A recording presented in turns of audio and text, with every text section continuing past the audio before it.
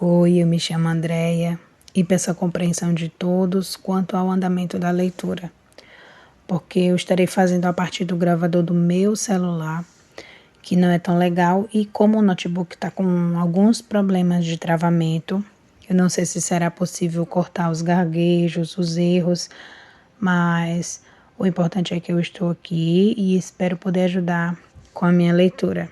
Desde já eu agradeço a você que pode e sente no coração em me ajudar através de qualquer valor, pois eu e meu esposo estamos desempregados e com criança para sustentar fica mais desafiador. O canal não é monetizado, então esse é um trabalho voluntário. Os dados estão aí na descrição do vídeo para quem se sentir conectado comigo. Então vamos lá.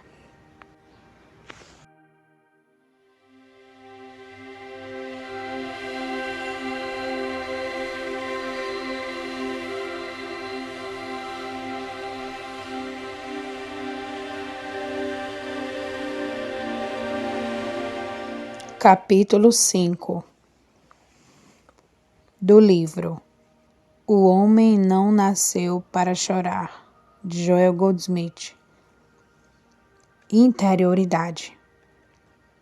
Quando uma pessoa entra em alguma medida na compreensão da natureza de Deus, uma mudança ocorre em sua vida. Este fato de conhecer Deus corretamente é muitas vezes chamado de iluminação.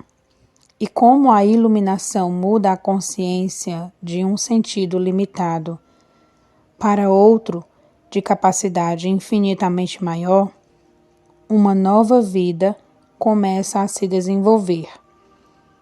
Mesmo um leve vislumbre da verdadeira natureza de Deus traz uma compreensão da revelação do Mestre de que o reino de Deus não está aqui nem lá, mas está dentro. Com esse reconhecimento, mudanças vitais começam a ocorrer em sua vida. E talvez o mais importante disso seja você não ser mais consumido pelo medo. O que há para temer se há um Deus? O que poderia ser um poder sobre Deus? O que poderia prejudicar Deus? Existe um poder maior do que Deus? Acreditar que existe um poder maior do que Deus é ateísmo. É não ter Deus, porque o único Deus que existe é onipotência, onipresença, onisciência. Assim sendo, quando você tem um Deus que é todo o poder, que está presente onde quer que esteja, e é inteligência infinita, o que há para temer? Como poderia haver doença, privação ou limitação? Como poderia a morte se apresentar diante de todo o poder, toda a presença e de toda a sabedoria? Aquele que vive na realização de Deus como onipotência, onipresença e onisciência está livre das armadilhas que se aproximam da morada daqueles que não habitam no abrigo secreto do Altíssimo. Isso não significa simplesmente ir à igreja ou pertencer a uma igreja, pois isso não impede que uma pessoa seja ateia. A única coisa que separa alguém do ateísmo é uma convicção real de Deus, e não é pertencer a uma organização que faz isso. Na verdade, é bem possível juntar-se ao mais nobre e mais elevado movimento e ainda assim não assumir a natureza do seu ensino. Uma pessoa pode ser membro de uma irmandade fundada sobre os princípios mais elevados e continuar a trapacear e defraudar, mas isso ele não poderia fazer se ele tivesse uma compreensão e convicção do significado real subjacente ao ensino dessa ordem fraterna. É possível se juntar a uma igreja e ainda ser fundamentalmente ateu. Os ateus podem ser encontrados dentro e fora da igreja. Por outro lado, uma pessoa é teísta mesmo sem ter jamais pertencido a uma igreja, desde que ela tenha alcançado a convicção de Deus. E não apenas uma convicção do que Deus é, mas de Deus estar onde quer que seja, onipresente. Nenhum poder de fora pode operar sobre você. Quando você se convence de que o lugar onde você está é terreno sagrado, você não está mais com medo, mesmo que bombas explodissem, nem sequer se fosse em 1000 pedaços, elas poderiam separar você da vida. Se é verdade que o reino de Deus está dentro de você, nenhum poder externo a você pode operar na sua vida. Nenhum poder do mal pode agir sobre você, em você ou através de você, porque o reino de Deus dentro de você dissolveria imediatamente qualquer poder, se houvesse um. Nada de fora de seu ser pode entrar para profanar ou criar mentiras, nem poder externo, nem força externa, seja da natureza do pecado, da doença ou da privação. Nada, absolutamente nada. Essa é a sua proteção. Você pode se perguntar, então, por que tanta maldade, tanto pecado, doença, privação, limitação e até a morte chegaram à sua experiência? Mas se você estiver no caminho espiritual, você deve reconhecer que essas discórdias não vieram para você de fora.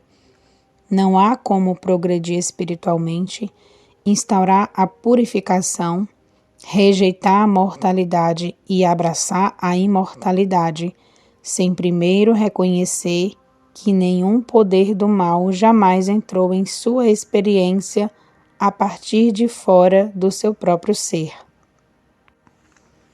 Quando você reconhece isso, seu próximo passo é descobrir que o que há dentro de seu próprio ser é responsável pelo pecado, doença ou acidentes que entraram em sua experiência.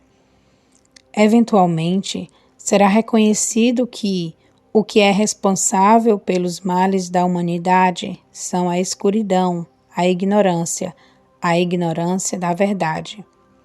O Mestre prometeu, abre aspas, e conhecereis a verdade, e a verdade vos libertará, fecha aspas.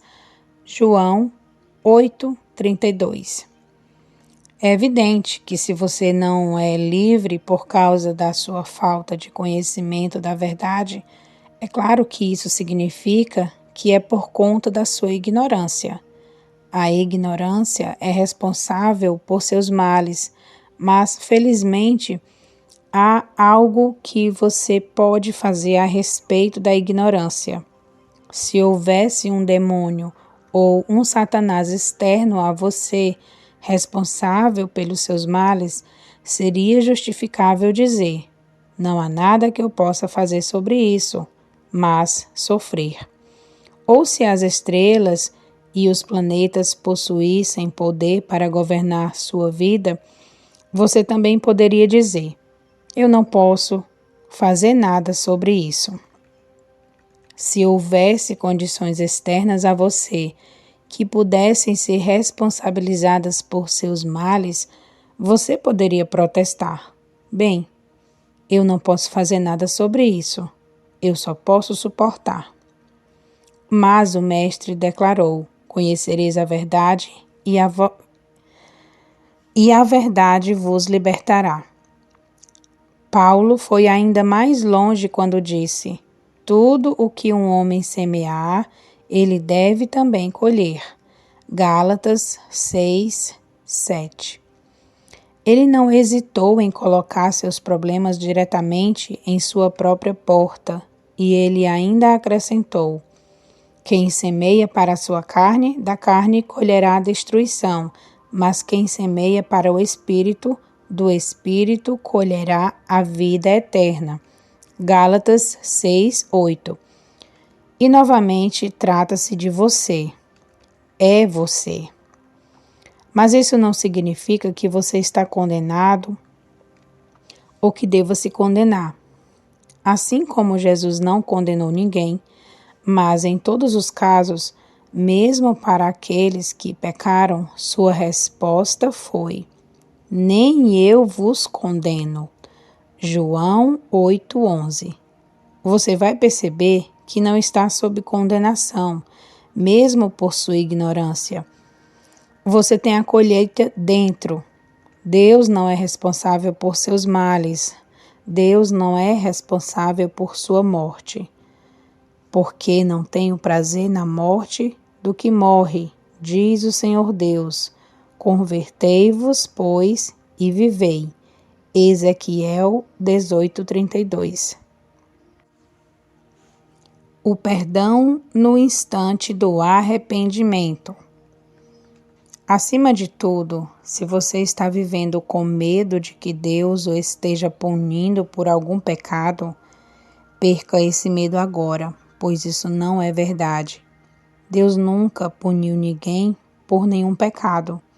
Não há disposição em Deus para castigo de qualquer natureza. De acordo com os ensinamentos do Mestre, o perdão vai até 70 vezes 7. E a 49ª vez. Isso nunca chega.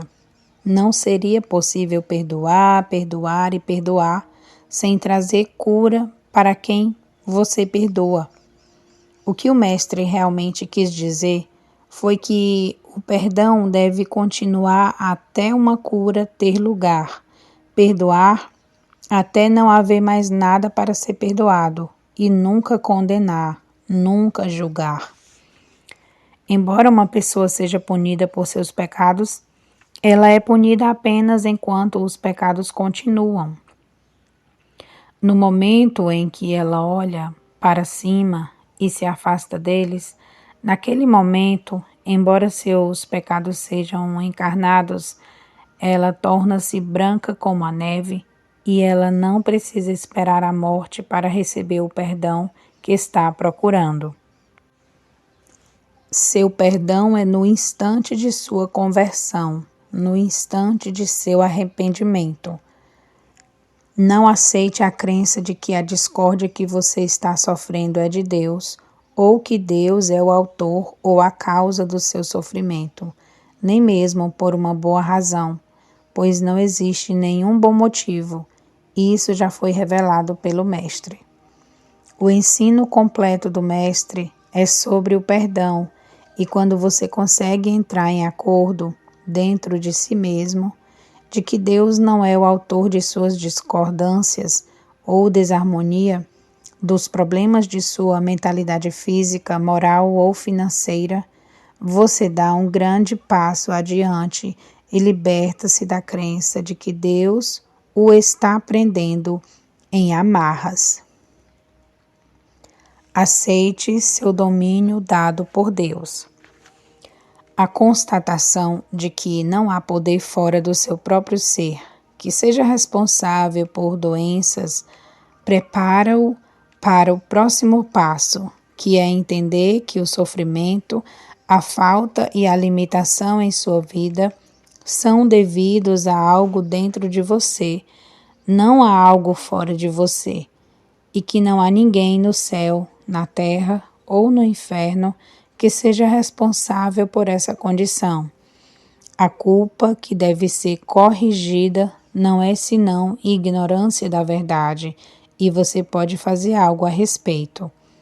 Você nunca sofreu e nunca sofrerá qualquer outra coisa que não seja a ignorância da verdade, e isso você pode corrigir a qualquer momento. Todo o poder está dentro de mim. Deus me deu domínio sobre tudo que está na terra e nos céus, acima da terra, incluindo as estrelas, os planetas e suas implicações astrológicas. Deus deu o domínio ao homem. Portanto, todo domínio, toda lei e todo poder estão dentro de mim. Isso não é meu em um sentido pessoal e egoísta, como se fosse por mim mesmo. Isso é meu pela graça de Deus. Deus me deu esse domínio. Deus me deu esse poder sobre todas as crenças em poderes. Deus insuflou o seu domínio na minha consciência desde o princípio. O domínio de Deus é o meu domínio sobre todas as forças que existem. Quando você tem uma sensação dentro de você de que esta é a verdade, você começa a perceber que não precisa pegar a espada contra qualquer poder externo, porque aquele que vive pela espada morrerá pela espada.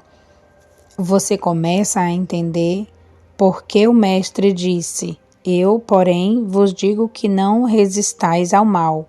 Mateus 5,39.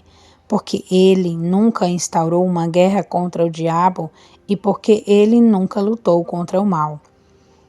Não há registro de sua luta contra o mal, nenhum registro de sua guerra com Satanás, mas apenas um calmo e pacífico vai-te para trás de mim. Lucas 4:8. E não ouvimos mais nada sobre o diabo na vida do Mestre. Você também tem domínio de Deus sobre todos os demônios que podem atormentá-lo ou tentá-lo. Sempre você tem domínio, mas esse domínio é exercido apenas pelo reconhecimento da verdade que faz você ser livre. Você não precisa lutar, não precisa se esforçar, você só tem que reconhecer a verdade. Existe um domínio dado por Deus dentro de mim. O reino de Deus está dentro de mim. E esse reino de Deus dentro de mim é a lei, é o Filho de Deus, é a presença de Deus que está dentro de cada indivíduo. Deus me deu domínio sobre tudo o que é, e esse domínio dado por Deus dentro de mim está operando agora para me libertar, seja do pecado, da privação, doença, ódio, inveja, ciúme ou ressentimento. Esse domínio dado por Deus está operando agora dentro de mim. O reino de Deus dentro de mim é a jurisdição e domínio sobre tudo o que existe nesse mundo. Embora cada indivíduo no mundo tenha o reino de Deus dentro dele e todo indivíduo tenha o Cristo habitando em si, nada disso funciona senão através do seu reconhecimento da verdade. Não é a verdade que o faz livre, é o reconhecimento dela que a traz para a ação. Você leva o seu bem consigo. Reconhecer que o reino de Deus está dentro de você, o poder, o domínio e a presença do Cristo residente, é um passo importante na intenção de trazer à tona sua própria ressurreição do túmulo do pecado, da doença, da pobreza, do desemprego ou o túmulo do mau negócio.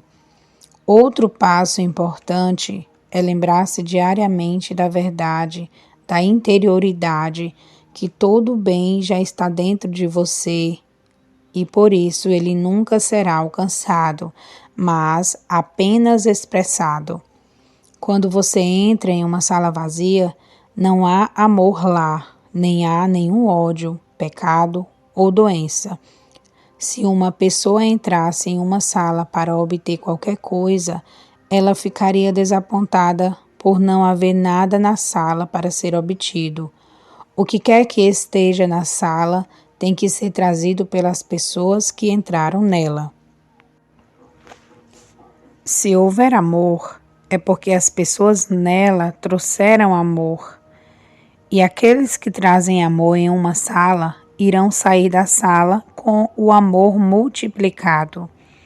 Se alguém entrar em uma sala com ódio, inveja e ciúme, ele provavelmente sairá com ódio, inveja e ciúme multiplicados. Uma ilustração disso que ocorreu há alguns anos foi o caso de um homem que veio a mim para uma cura física e explicou que tinha ido a muitos praticantes e professores, mas ainda não recebera sua cura, embora frequentasse a igreja regularmente, fiel e lealmente. Foi apenas um instante de inspiração que me levou a perguntar: por que você vai à igreja? Levou um momento para refletir sobre a questão, mas finalmente ele respondeu: para aprender mais sobre Deus. Você quer dizer que, depois de todos esses anos frequentando a igreja, você ainda não aprendeu sobre Deus? Você ainda está indo lá para aprender sobre Deus? Bem, não exatamente. Conheço algo sobre Deus, mas se eu aprender mais, eu me beneficiarei mais. E então, a razão pela qual você vai para a igreja é para que você obtenha algum benefício pessoal? Ele nunca pensou nisso desse modo e, portanto, ele falhou em explicar sua verdadeira razão para ir à igreja.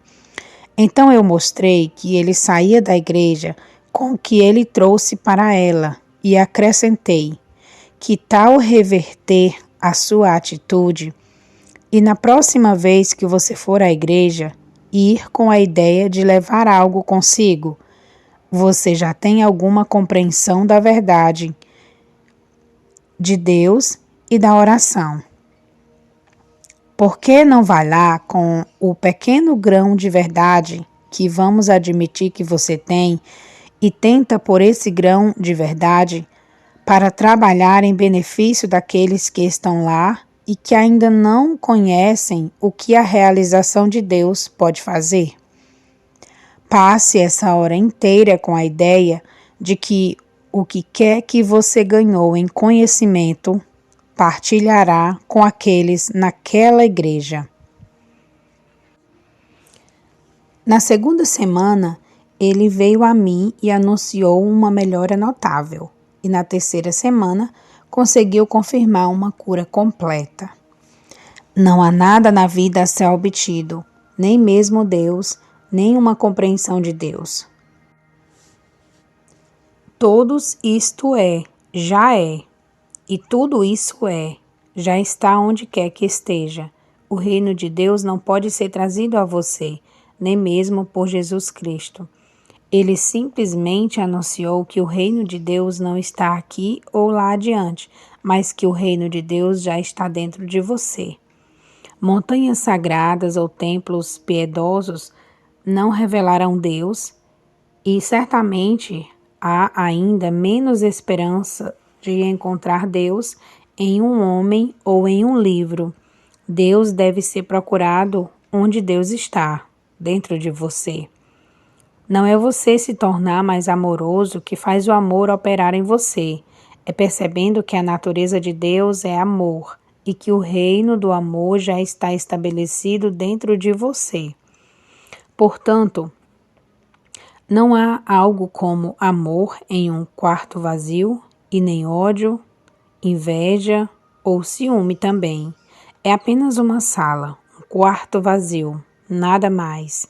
Você entra nela e o que quer que aconteça depende do que você trouxe consigo. Se você trouxe amor, então o amor está lá. Mas se você trouxe ódio, inveja, ciúmes, malícia, crítica ou condenação, então é isso que existe lá. Você não encontrou nada lá. Você trouxe essas coisas. Não procure lugar algum pelo amor. E não vá a ninguém por amor ou pela amizade. Leve amor e amizade com você. Não vá a ninguém por perdão. Leve perdão onde quer que você vá. Não entre neste mundo esperando entender. Traga compreensão para aqueles que você conhece, e tudo o que você traz com você será devolvido a você.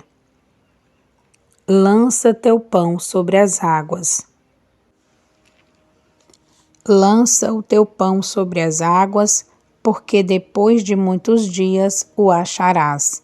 Eclesiastes 11:1. A lei diz que o pão que você lança voltará a você multiplicado.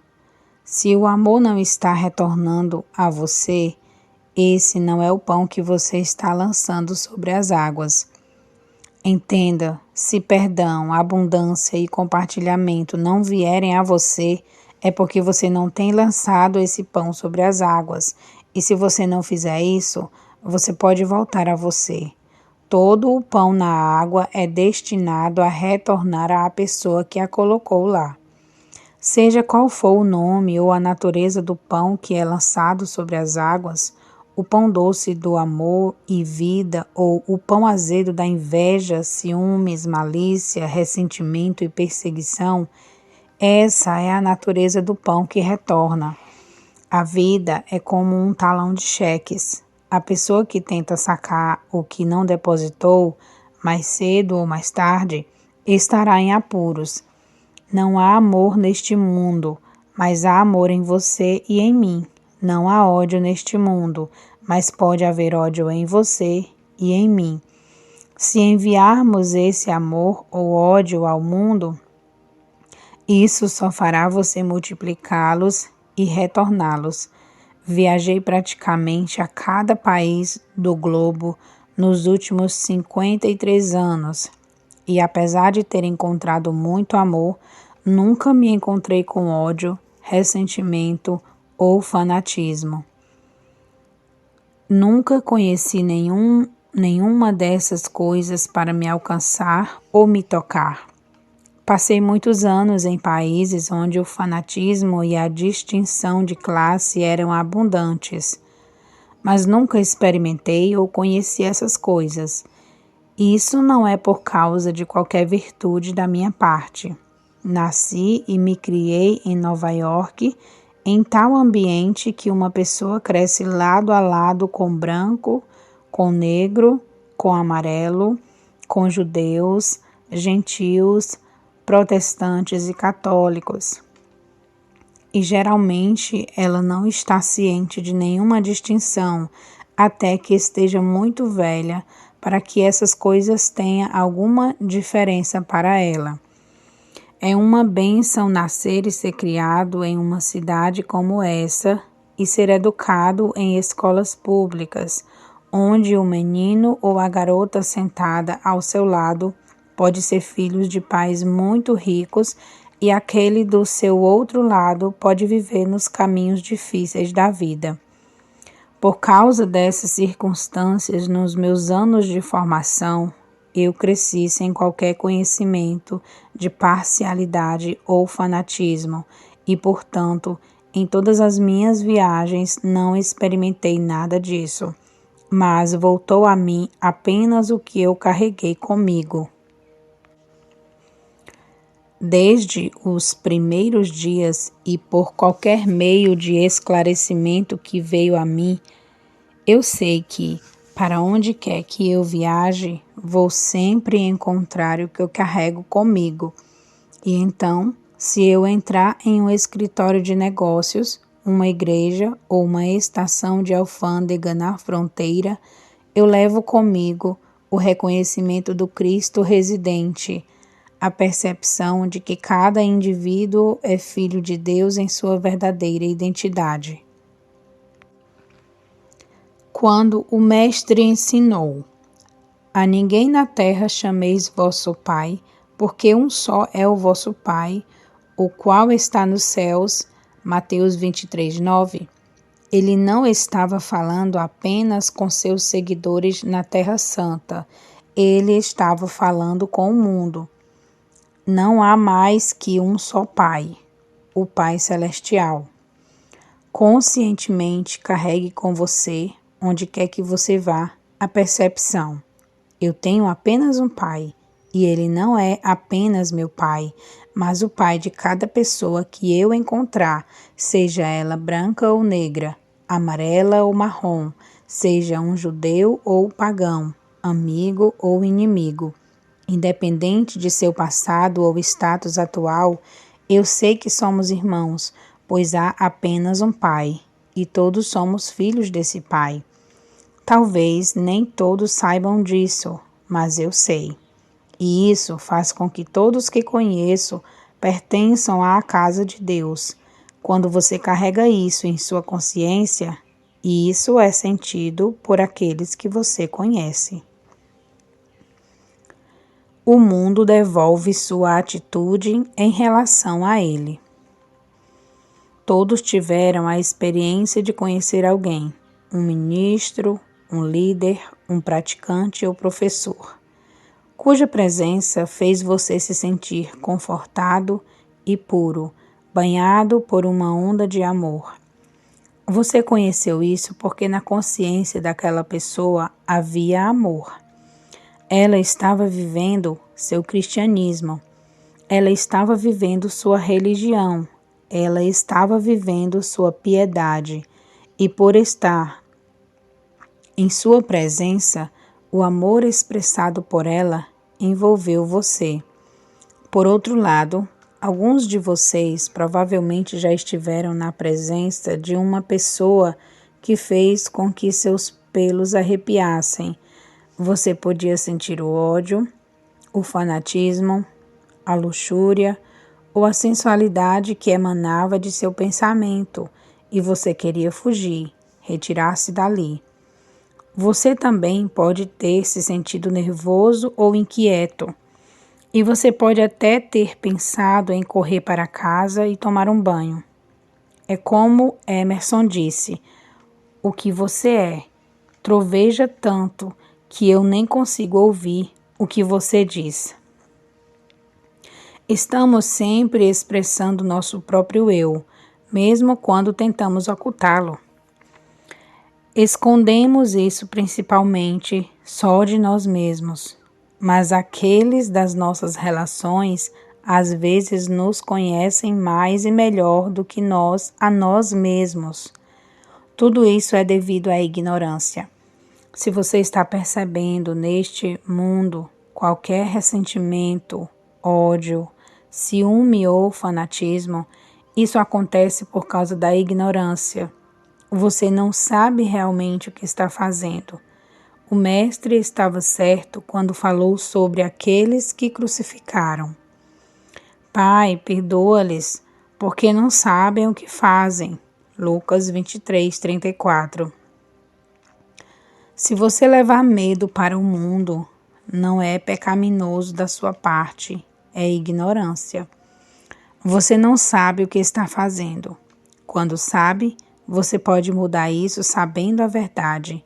Existe um Cristo residente. O Espírito de Deus está dentro de mim, e o Espírito de Deus está em todos os indivíduos que eu já conheço. Transmita isso ao mundo, e o mundo mudará sua atitude em relação a você. Tente entender que nada pode entrar na sua experiência, exceto pela sua consciência.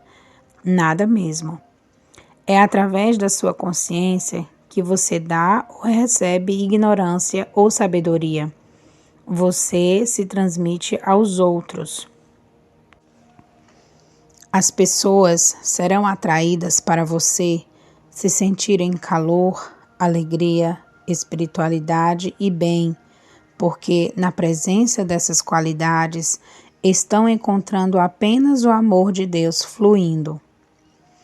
Você pode levar essa atitude aos vendedores ou compradores que você conhece, aos clientes que atende e aos comerciantes que lhe atendem.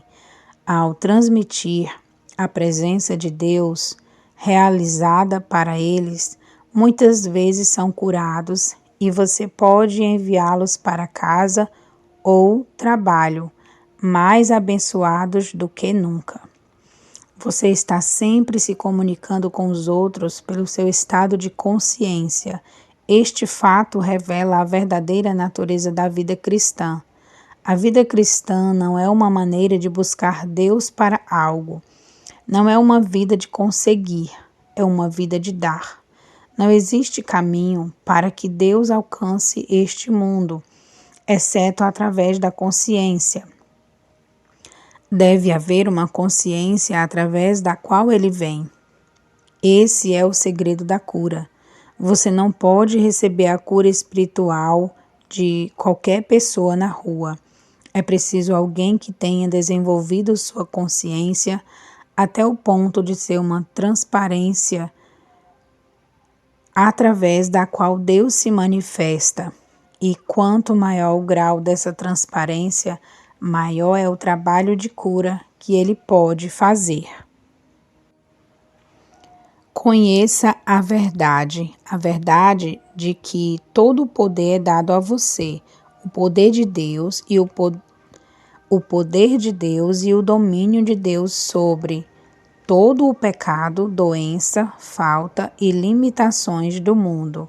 Conheça a verdade que o Cristo que habita em você e em cada indivíduo no mundo é a ressurreição e a cura, e o Cristo está sempre operante, mesmo sem ser informado sobre o que fazer ou para quem.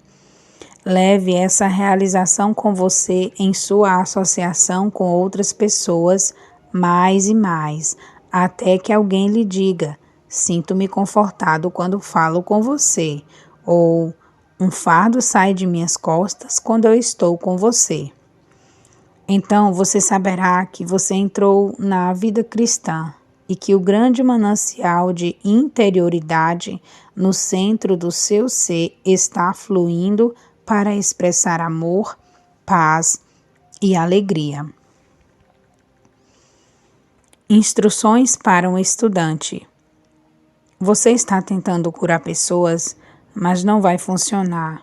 Você está meditando para realizar Deus, mas fica espiando para ver o que Deus fará sobre o erro. Na proporção em que você alcançar a consciência espiritual, você encontrará que a harmonia, abre aspas, fecha aspas, e que você não precisa tentar estabelecê-la, mas apenas reconhecer que é assim. A consciência espiritual não cura. Ela vê o que realmente é através das aparências. As curas raramente ocorrem quando nós ou o paciente esperamos. Gostaríamos que a dor parasse instantaneamente, a febre se dissolvesse e o caroço desaparecesse. Se o paciente estiver receptivo, o que realmente ocorre é uma mudança de consciência. Há sim menos dependência ou alegria das coisas e condições externas, e em correspondência, maior amor e compreensão da harmonia invisível que em seguida torna-se evidente externamente. Se alguns pacientes não respondem externamente, é porque eles não se renderam interiormente. Não mudamos a aparência. Nossa realização do Cristo abre a consciência e isso muda e purifica.